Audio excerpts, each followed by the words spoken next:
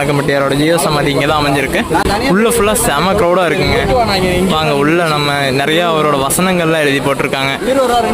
ஏகப்பட்ட வசனங்கள் இருக்குங்க அவரோடது.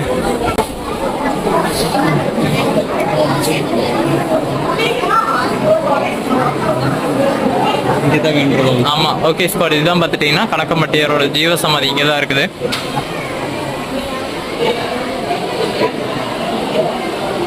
எல்லாரும் மறைச்சிட்டாங்க.